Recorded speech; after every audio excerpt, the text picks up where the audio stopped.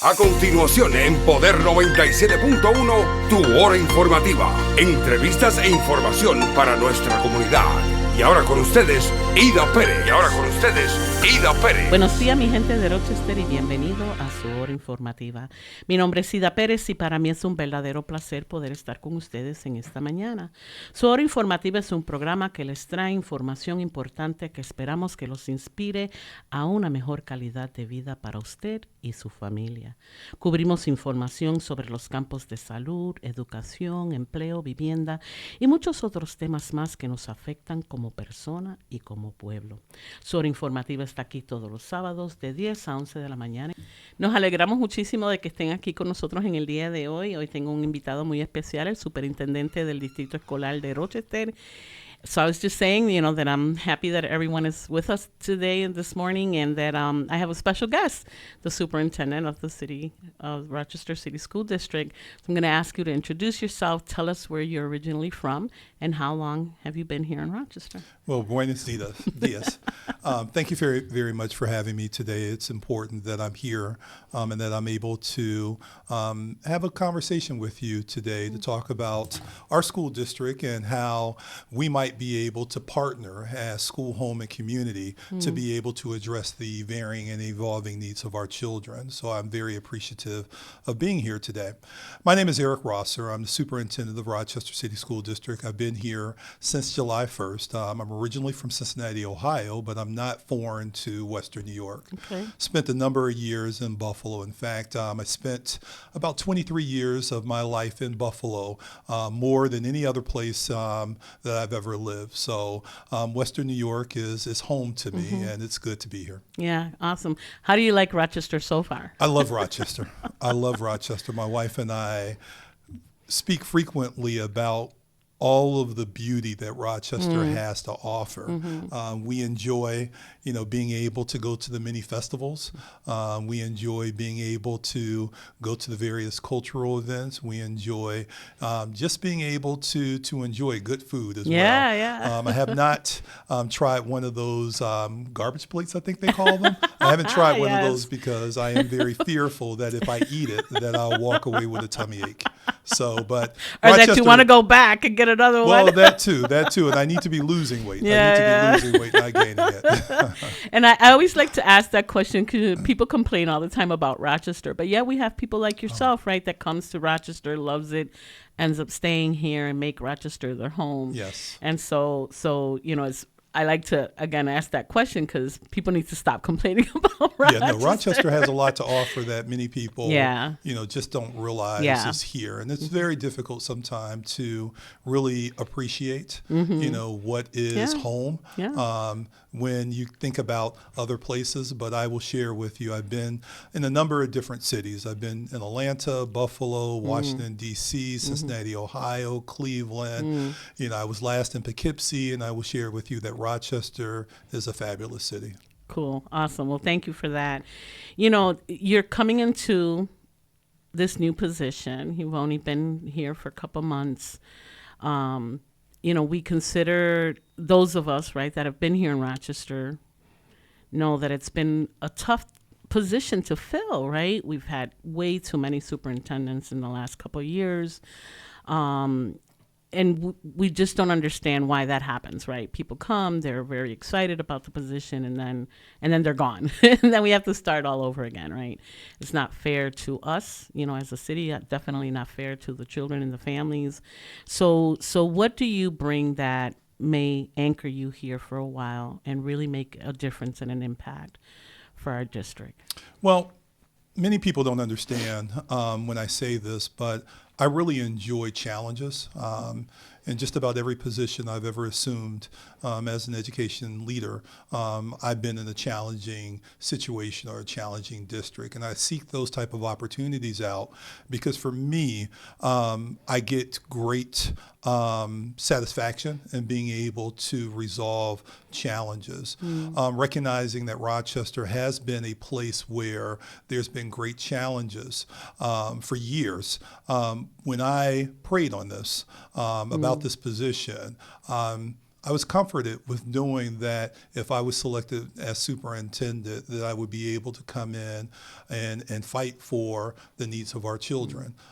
For me, I've always been an advocate of children, and recognizing that Rochester has suffered a great deal at the expense of children, seeing this as an opportunity where I can come in and be that pillar, that cornerstone by which we can really get work done here on behalf of our children really excited me. Yeah.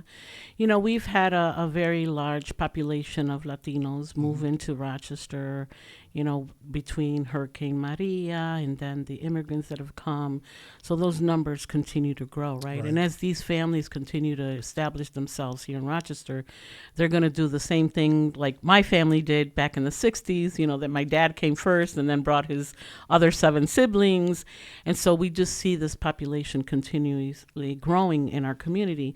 What things have you and maybe your leadership have put into place to help families that are coming into the district that are specifically Spanish-speaking families? What are your thoughts and ideas around that? Well, we're continuously building. As you mentioned, I've only been here for a few months, so there's not a lot that we've been able to celebrate as evidence, achievements at this point in time, but I can guarantee you that this time next year there will be demonstrable improvement on our ability to meet the needs of our children. The one thing I will say, because unfortunately we are in a day and age where many individuals are under attack, and those individuals unfortunately happen to be Black and brown individuals who are citizens of this country or who are residents of this country.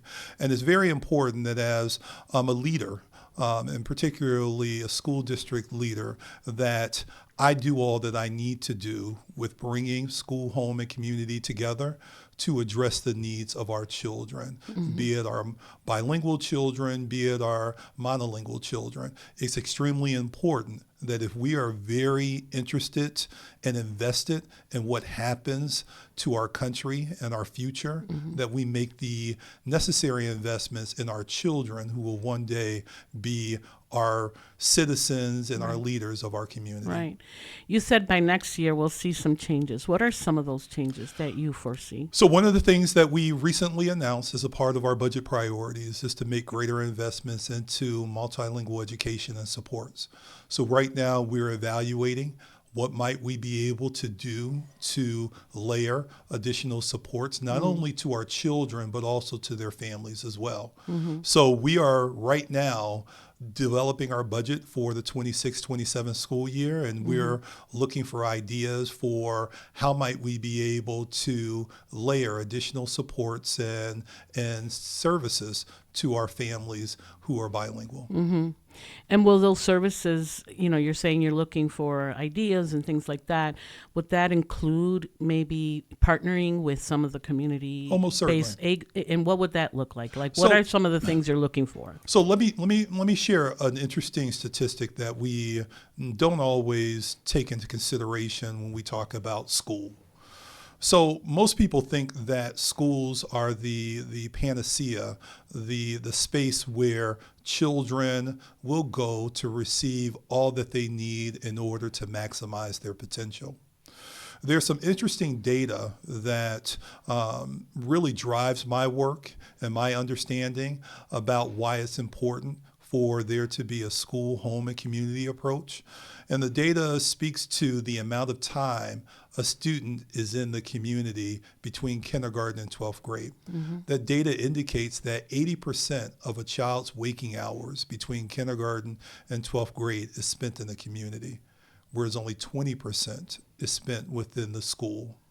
Understanding that as a school leader, I recognize that if we are truly invested in making sure that every child maximizes their potential, we most certainly need to make sure that we are partnering with the home as well as with the community to make sure that the needs of our children are going to be addressed in ways that will maximize their full potential.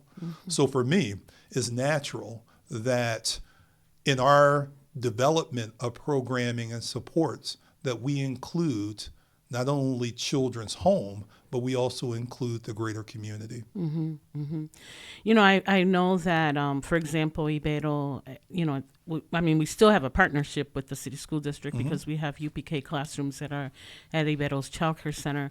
But at one point, we had an FSA program. We had some other things, where we partner with the city school district. And that particular FSA program was really addressing any student that maybe had some potential of not coming to school, maybe, was going into that direction of maybe dropping out of school.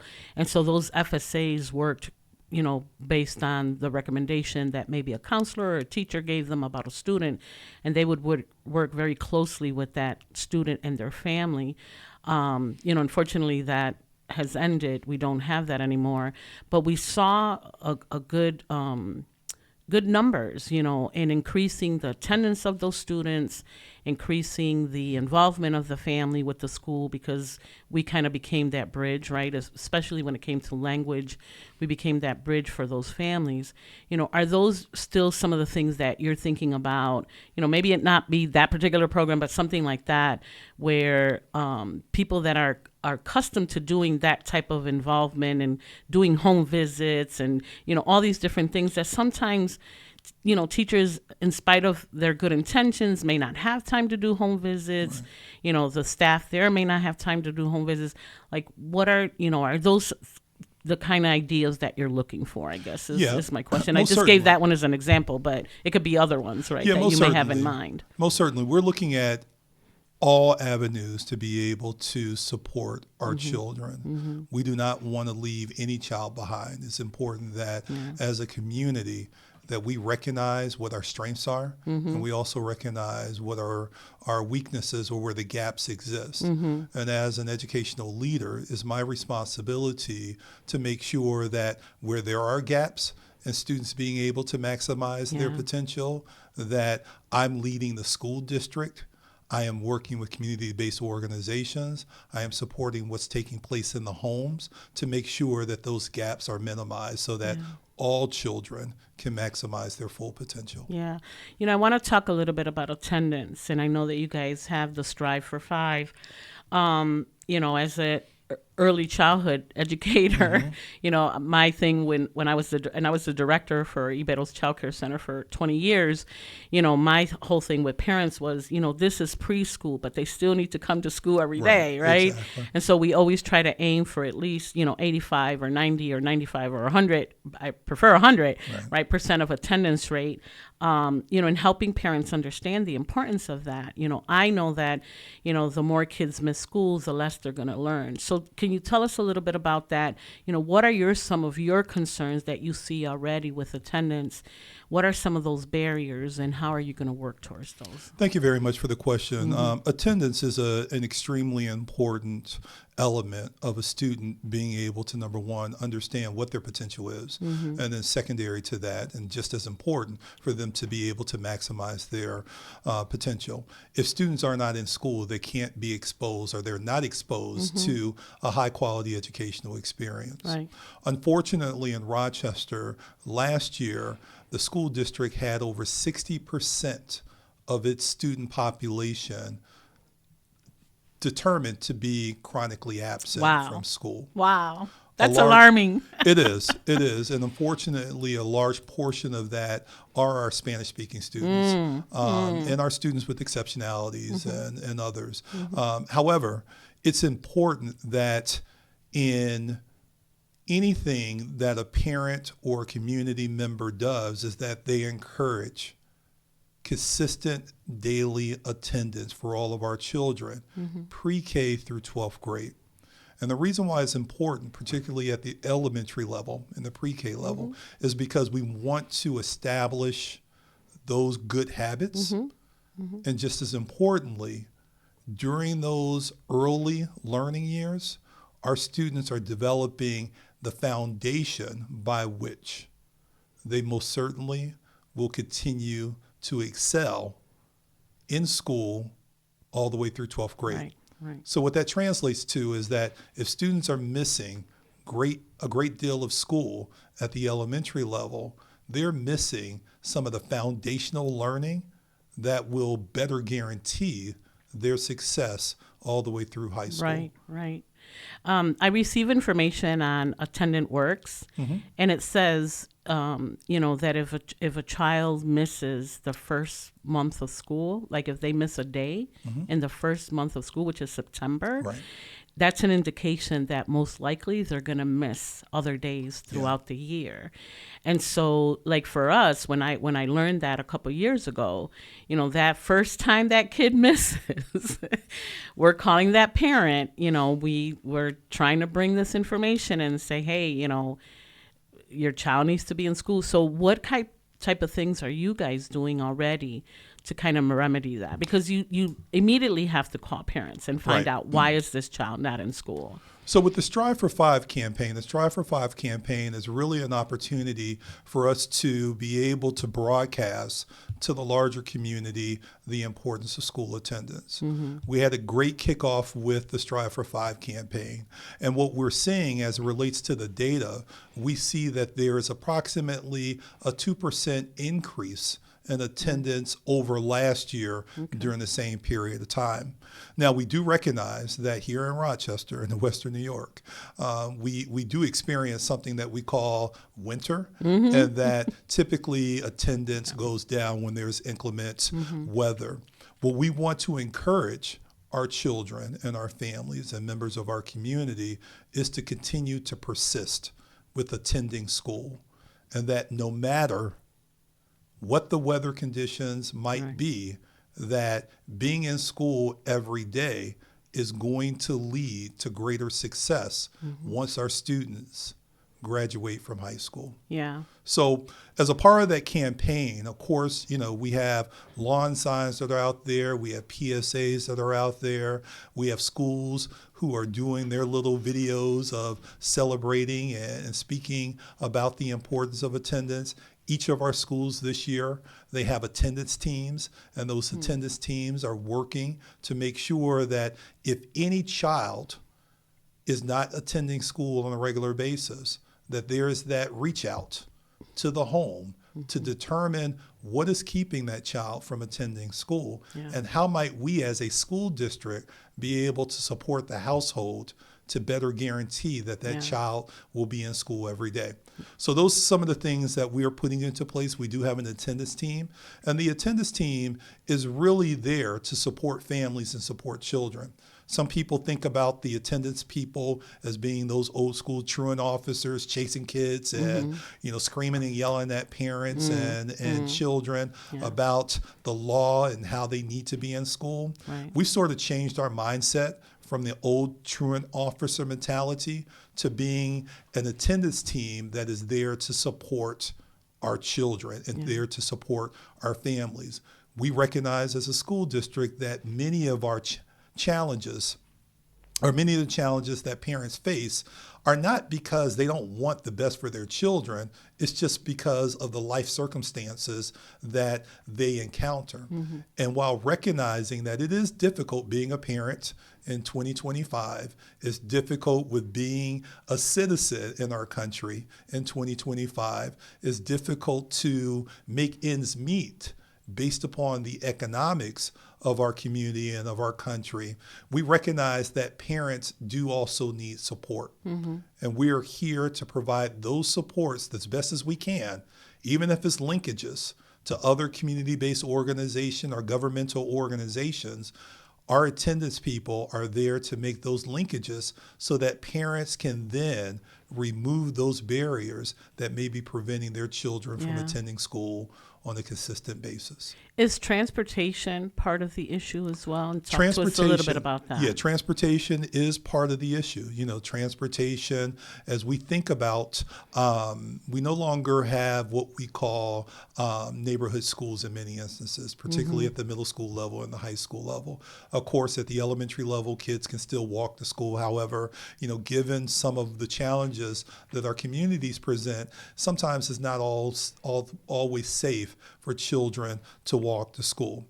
Many of our households, of course, may not have vehicles in which they're able to drive their children back and forth to school, or they may have other obligations such as being at work before school starts and depend on the bus.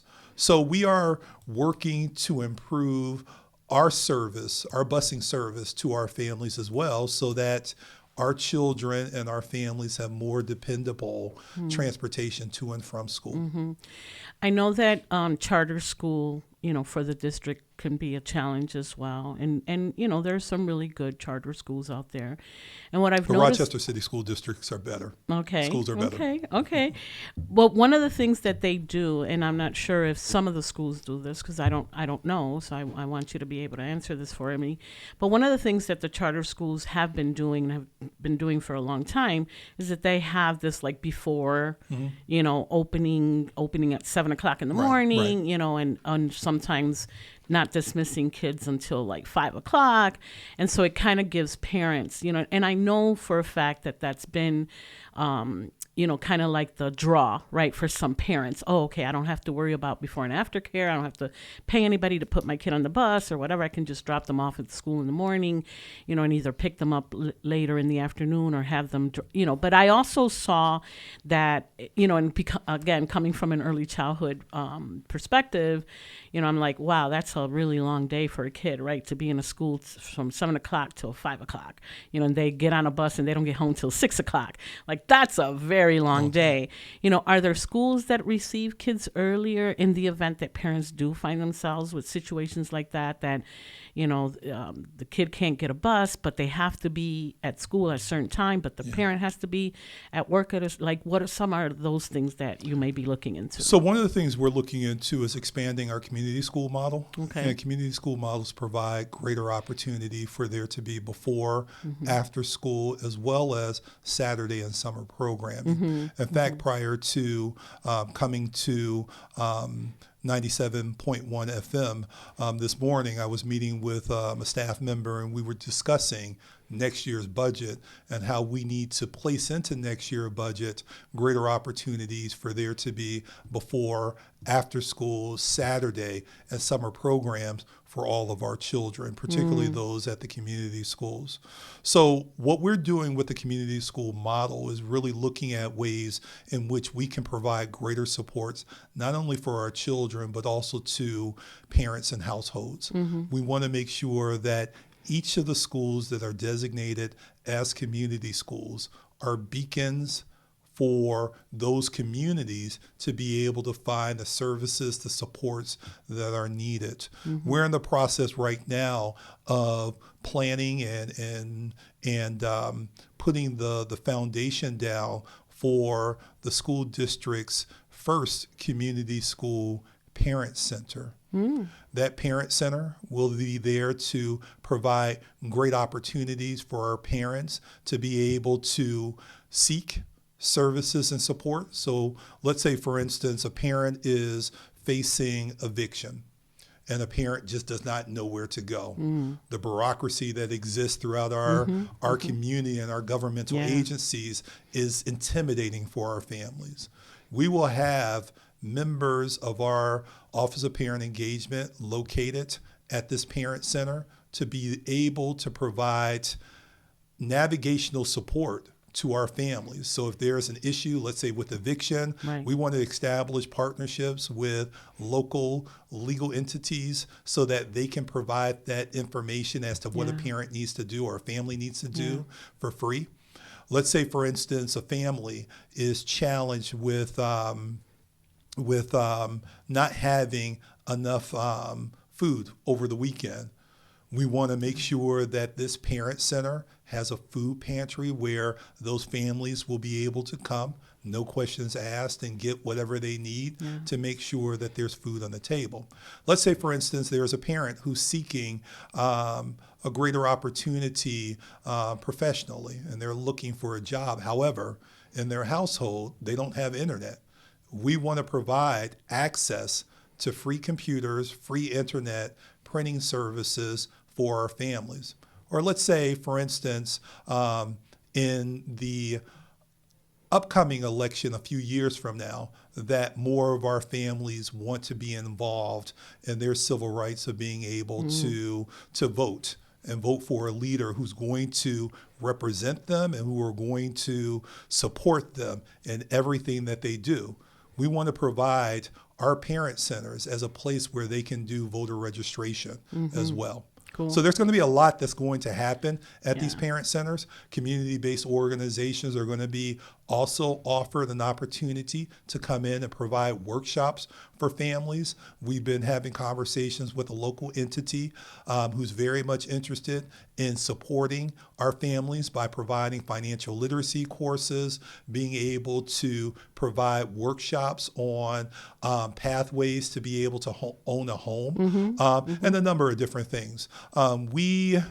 In Buffalo, New York, when I was there as an associate superintendent, and when I was in Poughkeepsie, New York as superintendent, we created the same sort of model with parent centers, where parent centers then were there to serve as a support to our families. Yeah. And they were well received, they were welcomed, and parents and homes benefited greatly from this parent center model. Can I give you one idea for your parent center Well, certainly, model? I'm always open for Something ideas. that I've experienced in my 20 years at Eddie Bettle Child Care Center. Can you add a washer and dryer in there? So if parents need to do laundry, that they can do that. I can't tell you how many parents were not sending their kids to school because they just couldn't get laundry done. Right. Either they didn't have enough money to go to the laundromat, or they didn't have access to a washer and dryer, or the washer and dryer broke, and now they can't buy a new one. So just an idea to put out there that, of course, it may have to be extreme cases, right? Like you really have no other way of washing these clothes.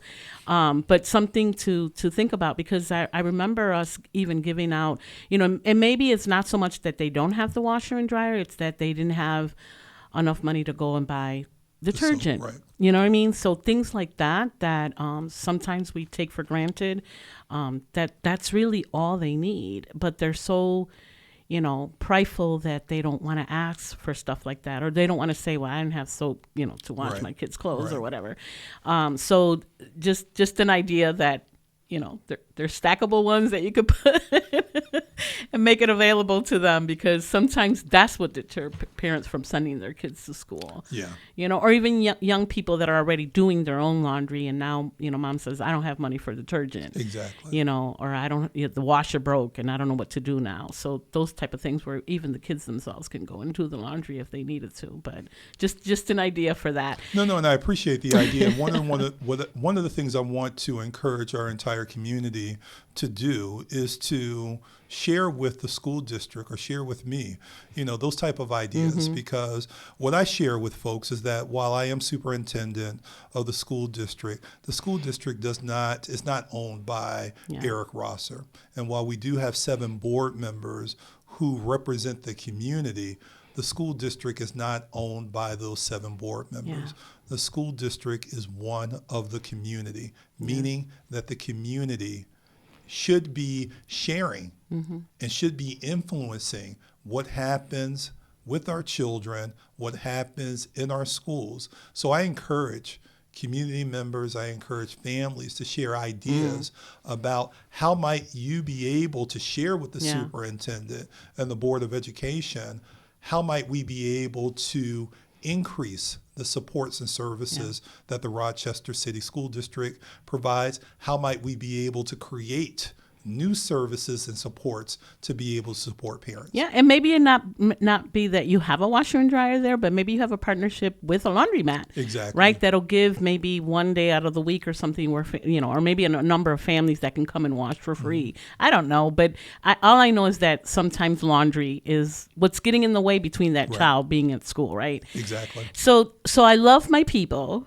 I love my culture. Right. And I love the fact that we're in the holiday spirit right now, right? Because we're in November. And, and that we love to celebrate. I was telling Johnny, our radio manager, earlier, all the stuff I'm going to cook for Thanksgiving. But one of the issues that we have, in particular with our Latino families, and still talking about attendance, is that they will extend those vacations to longer. I mean, in Puerto Rico in particular, holidays start now in November and they don't end until almost the end of January. Right. And there's so much going on in the island that people want to stay for those type of things. So what advice do you give to those families that may be considering taking their kids out for longer than the 2 weeks, that you guys pretty much provide for the holiday break, and why is that? Why is it important for these kids to come back to school when they're supposed to? Well, the one thing I'll say, because I'm sorry, and not just the holidays, but also other vacations in the middle of the school year. Like, that always drove me crazy. Like, I couldn't understand. Why are you going to take your kid out, in the middle of the school year to go on a vacation? I understand. And the vacations are important. Right, I feel that kids need to have those experiences, right? Especially when it's with family and things like that. But I don't think that parents understand the damage that could do for a child. And the one thing I'll say too, because I'm very big on cultural identity. I'm very big on individuals maintaining a sense of who they are, a sense of where they come from, a sense of the pride that is instilled upon individual groups of people. There's great richness in where we all come from. And there is, unfortunately, an attempt to sort of whitewash or to eliminate those things that make us proud as a people, be it both black and brown. So I never want to stand in the way of people engaging in what I call cultural building, particularly with the younger generation, because that's extremely important. Because as I think back to when my grandfather, was alive, when my grandfathers were alive, and the amount of time and effort they took in order to make sure that my brothers and my cousins, that we had everything that we needed, as it related to understanding who we were as a people, or who we are as a people, and where we come from. I do need to say that's important. Right. However, it's also important that we recognize the importance of school attendance, as we've been stating. If a student is not in school, a student is missing very valuable time with a high quality educational experience that in some cases they will never be able to get back. And in some instances, they may struggle. So it's very important that as we think about how do we balance culture and making sure that our children are exposed to those things that we know are going to lead to positive youth development, that's going to lead to a positive perspective of themselves and the culture that they represent, it is important for us to balance that with understanding that you can have a great deal of knowledge of who you are, but if you don't have the foundational educational credentials, which is understanding how to read, write, and do arithmetic, and being able to graduate from high school, that you will struggle in this country that we call the United States. So it's very important that we do recognize the importance of culture and how culture plays its role in all of our lives and how it continues to strengthen us as people. But it's also important for us to recognize that education is also extremely important in this country. And if you don't have educational credentials in this country, unfortunately, you will struggle. And you will not be able to maximize your potential. I want to go back to elementary and attendance. Like I'm still not letting go of attendance because the 60% that's really alarming to me. Tell us a little bit about the connection of first, second, and third grade with third grade reading, because I know that has a lot to do. If kids cannot read and understand at third grade level by the time they're in third grade, that can be an indication that this child may, or may not drop out of school. Right.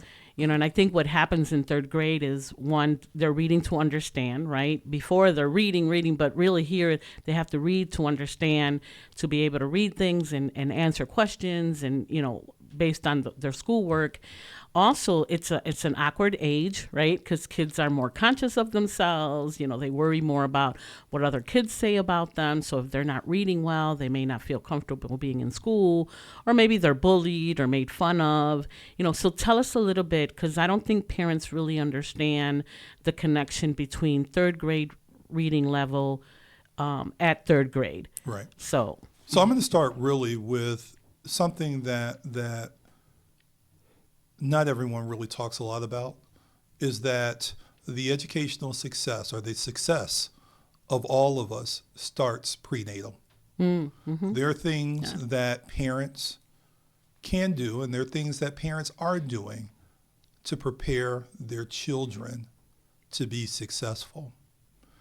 What the research indicates is that those parents who sing to their children while they're in the womb, those parents who read to their children while they're in the womb, those parents who engage in nutritious meals while their children are in the womb, those children have greater success, not only in school, but throughout life. So it's very important that we as a community, that we uplift that, and that we provide greater opportunities for parents and for us as a community to come together to be able to support our future citizens and leaders as early as we can, and that starts in the womb. Yeah. So to speak directly to your question, it's extremely important that we recognize the importance of children receiving all that they can prior to enrolling in kindergarten. We have a wonderful pre-K program, and I will share with you that there are many more children in our community, 3 and 4-year-olds, who qualify for pre-K programs. However, they're not in our pre-K program. Right. And I want to encourage all families who have children who are 3, 4, or even 2 or 3 to consider enrolling your child in the pre-K program, because the research is also clear that when children are enrolled in pre-K programs that are rigorous, that are preparing them for the rigor of kindergarten, that those children have greater opportunities for success as well. And that speaks to children then coming to school with an expansive vocabulary. Children coming to school already knowing their colors. Children coming to school understanding the basic foundation of reading, so that once they get into school and they're in the kindergarten, 1st, 2nd grade, that they're not attempting to catch up, but they are already on their way to then being highly literate at the 3rd grade level. Yeah, and also social skills. Yes, and that's they important really too. need that as well. Going into kindergarten, being able to get those social skills early on, it's really important. But I wanted to bring that up because I don't think that parents understand, and I've often heard parents say, oh, it's just preschool, it doesn't really matter. Yes, it does. It really does matter. And you're absolutely right. I think there's a lot more kids that can be taking advantage of this free service. And you could go to a school, you could go to a community-based organization, like there's so many out there that you could choose from, right? Look at them, check them out, see which one if you feel more comfortable with, but definitely taking advantage of that. I know that at Ibero, we're always recruiting, because if a child leaves for whatever reason, right, then we're always looking for another child. So there's always opportunities to join. There's never truly like a true deadline. So people can definitely take advantage of that. I wanted to ask about, because I know that we have the bilingual council at the city school district who's been there for many, many years. And I know that Ibero had a lot to do with that council being there, right? And they're still a part of it. Right? Yeah, I believe so. What are some of the things that that you're doing to ensure that you have the voice of Latino parents? Because one of the things we hear often is, oh, they don't really listen, whatever the case may be. And so what things are what things are in place already that parents may not know about? And then what things are you planning to put in place to help have parent choice? I'm part of the a grant that's called the Greater Rochester Health Foundation Health and Equity Grant, and it's they really say nothing for us without us, meaning nothing for the parent without the parent voice. So what are you guys doing to ensure parents' voice, whether it's for the Latino parents or any parent that is in the district? Right. So as a part of our strategy of bringing school, home, and community together, we have established a new relationship with our parent groups. I met with the BEC, the Bilingual Education Council, a few times. In fact, just a week and a half ago, we held a joint meeting that we both came together and said, hey, I want to be able to have a special fireside chat with our parents, our bilingual parents. And BEC was very much interested in bringing parents down to central office because they felt that by doing so, it would sort of eliminate some of the misnomers about central office and make parents a little bit more comfortable with coming down to central office. So we held our first fireside chat. We have another one that's going to be in the springtime. And the purpose of that was for me to share information, particularly about our budget, and to provide an opportunity. This is what I really like most about it, not me sharing, but for me to listen and for me to then receive. Because once again, the Rochester City School District is not owned by Eric Rosser. I'm an employee of the Rochester City School District. And as the Chief Ambassador for Children and supporter of children's success, it's important for me to be able to actualize exactly what our community envisions for our children and our school district. So that engagement in itself provided greater opportunities for me to hear directly from families. It provided greater opportunities for families and those who are vested stakeholders in this work to be able to articulate what their vision for the Rochester City School District is. It helps inform my day-to-day activity, my short-term planning, my medium-range planning, as well as my long-term planning as to what's going to happen within the school district. Yeah. I like that you said Chief Ambassador for Children. Like, I like that title. I like, that really encompasses, right, everything that you're here for, right? You're here for the children. What are some of the things that you're already looking into? Because we also hear a lot of parents say, the district is just so overwhelming. I don't always feel welcome. When I go to school, I don't know who to talk to or what to do.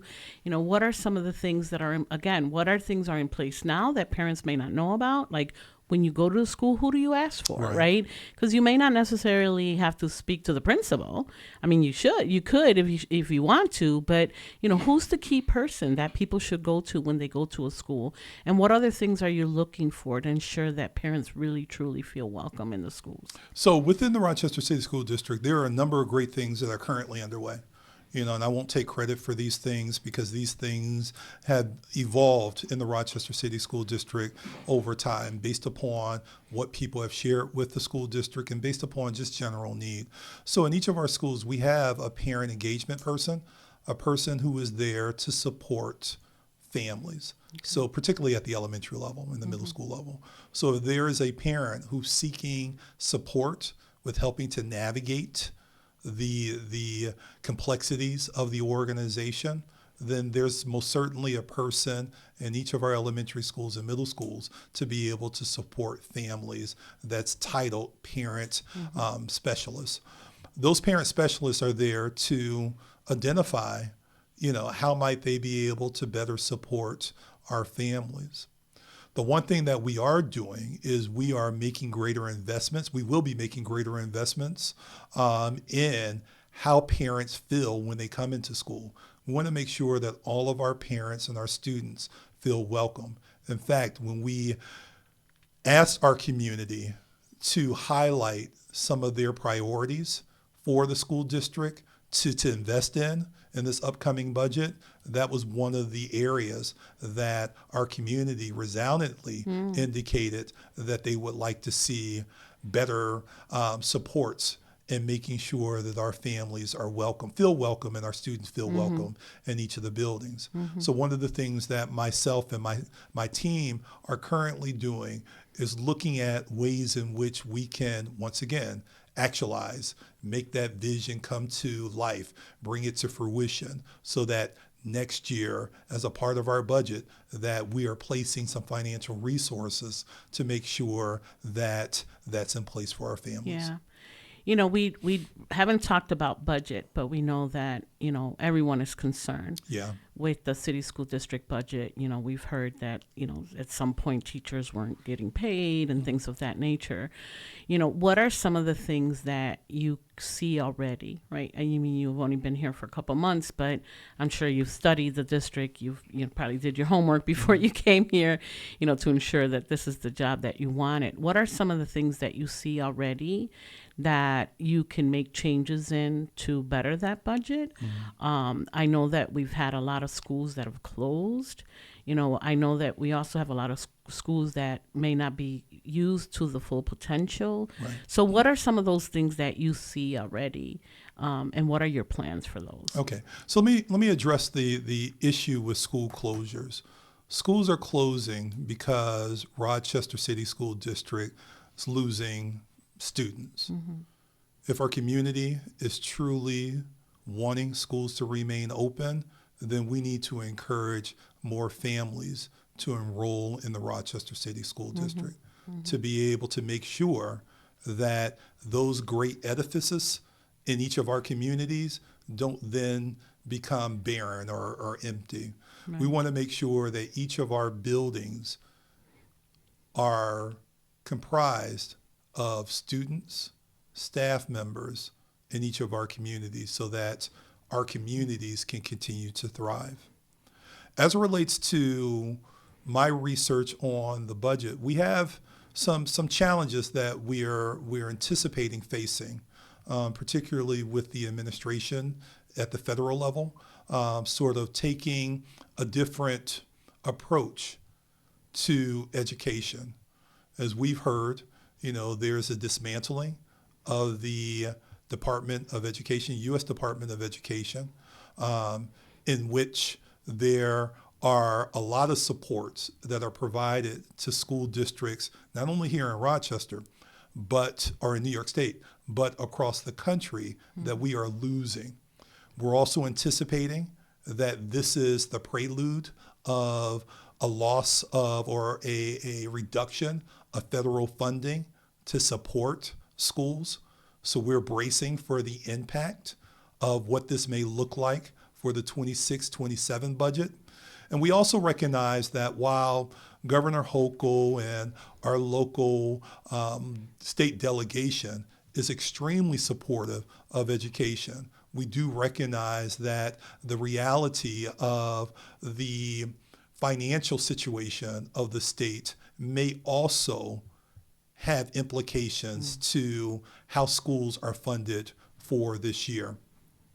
And that's not to blame, of course, any of our local delegation, because they're true champions when it comes to making sure that all children have what they need as it relates to education. But it's just looking at the financial reality that, from my understanding, the state is already operating at a $13 billion deficit, meaning that the revenues that were anticipated have not come to fruition. Yeah. So therefore, we are also anticipating, while it has not been directly stated, but we are anticipating that there may not be the same amount of funding at the same rate to school districts across New York State for next year. So facing all those things, we have already begun the process of looking internally to see how might we be able to be more efficient with the financial resources that we currently have, looking at ways in which we can allocate funding to better support the needs of our children and our families. And we're looking at ways in which we can strengthen our ability to meet the needs of our children during a time where the financial resources may not come through as they have in past years. For people that may not understand the connection between the city school district and charter schools, because I don't think everybody understands that when a charter school takes a city school district student, that money follows. So can you explain that a little bit? Because I don't think parents really understand that. So charter schools, and I get emails quite often from parents who are complaining about what's happening in the charter school, and they think because Dr. Roster's the superintendent that I have autonomy and authority over those charter schools. And what I will share with families is that the Rochester City School District has no autonomy over the charter schools. So if charter schools aren't meeting the needs of children, then parents most certainly should take it up with the leadership of the charter school. Or better yet, just simply withdraw your child from the charter school and return to the Rochester City School District. But right now, the way the funding mechanism here has been in the state of New York as it relates to charters is that the school district simply serves as a flow-through where the funding that is appropriated to the Rochester City School District, if there's a child who enrolls into a charter school, there's a charter school tuition. In addition to that, school districts are responsible for the busing for the charter school, the nursing services and other services for the charter schools. However, when it comes to the charter schools operate with their own autonomy, and that the charter schools, most certainly do create a situation for the Rochester City School District that has resulted in the closing of schools, the breaking up of communities. When a school closes, that breaks up communities. So it's important that, if people are truly supportive of the Rochester City School District, that they simply enroll their children in the Rochester City School District. And what I can guarantee our community is that if you enroll your children within the Rochester City School District, there will be greater opportunities and access for our children to be able to maximize their potential. That's something that I am very committed to. That's something that our Board of Education is very committed to. And I have a team of highly skilled leaders who are very much committed to making sure that we're growing opportunities and access for all of our children. I'm a true believer in parents' choice. Parents should be able to choose, right, where they want to send their kids and things like that. So I'm not against charter schools. But one of the things that I can say, and one of the complaints that I often would get from parents in regards to charter school in particular, was if their child had an IEP. Because they can't always service those children at the level that they may need.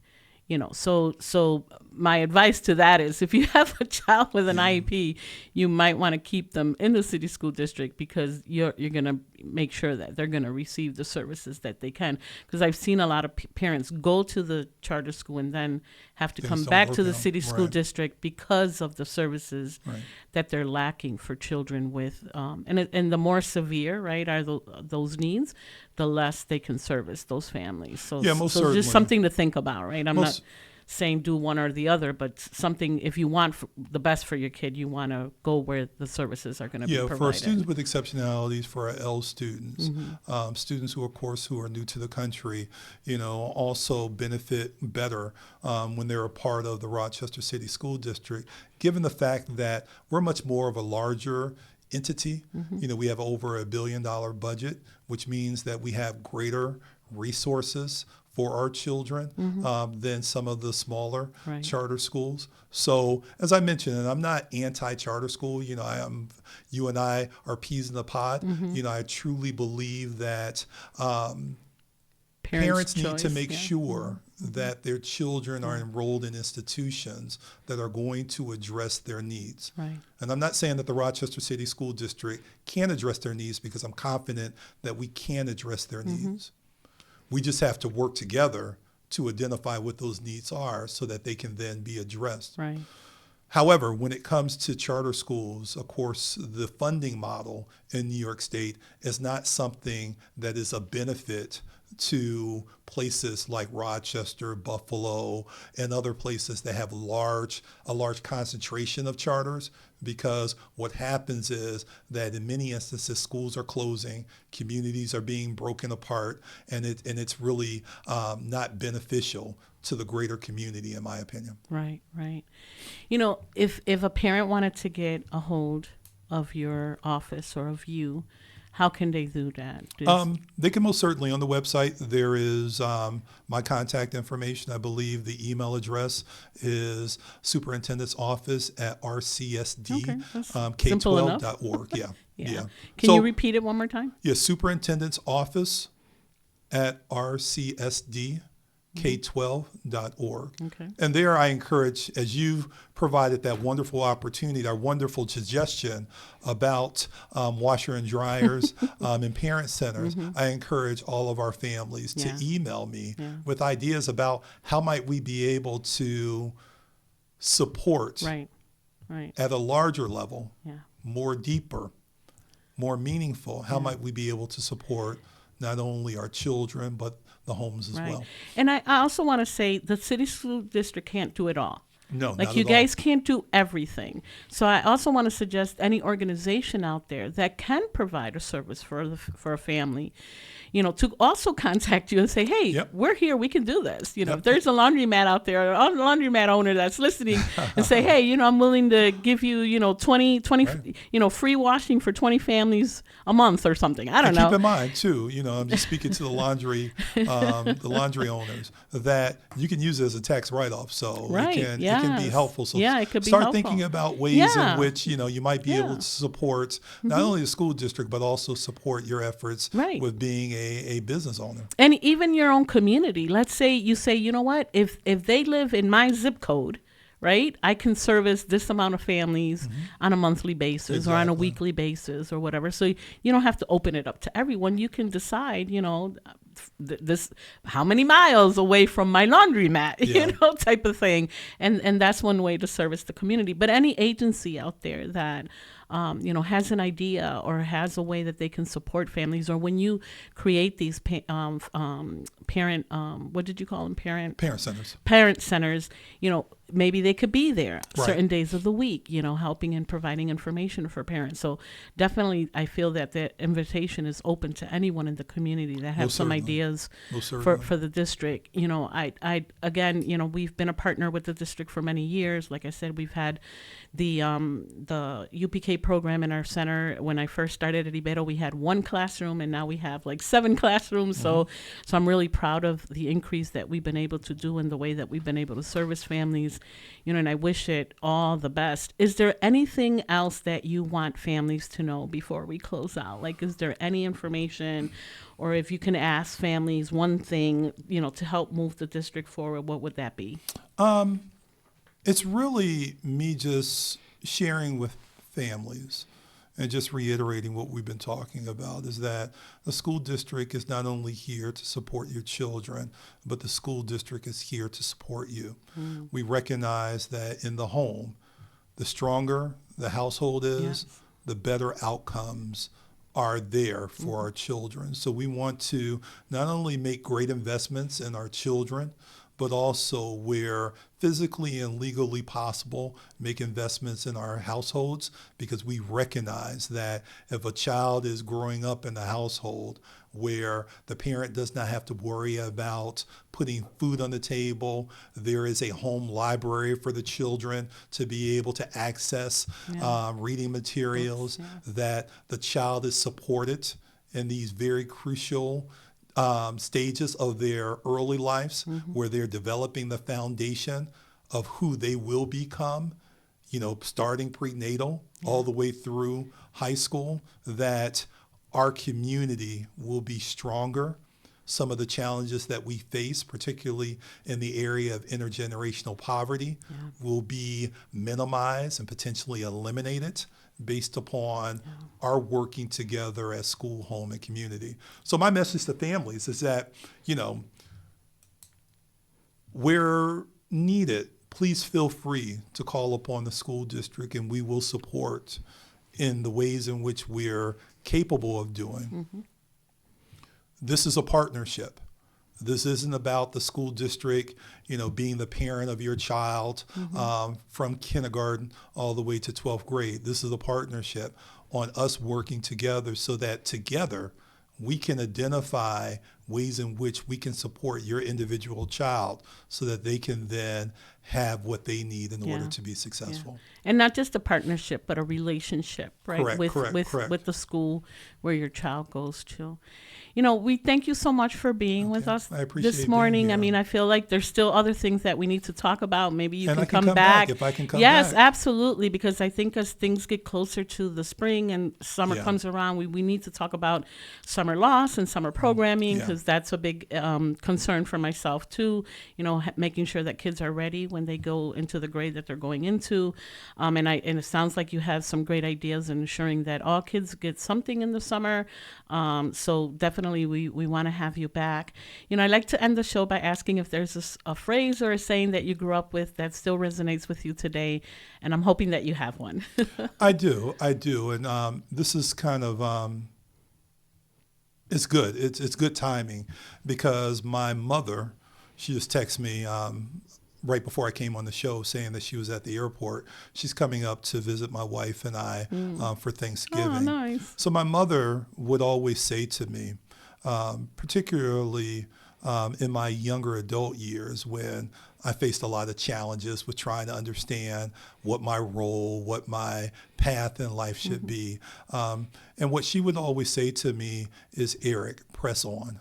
And I'm like, Mom, what do you mean by press on? She said that it's my saying that I say to myself when times get difficult is to simply press on. And ultimately understand that God orders your footsteps and that, if you don't move forward, then you will remain where you're at.